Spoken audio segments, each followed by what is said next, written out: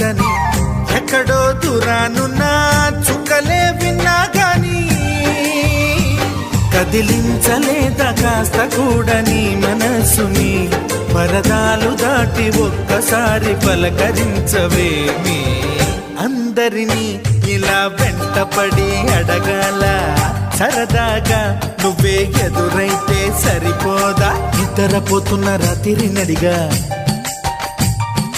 గుటికి చేరిన గువ్వల నడిగా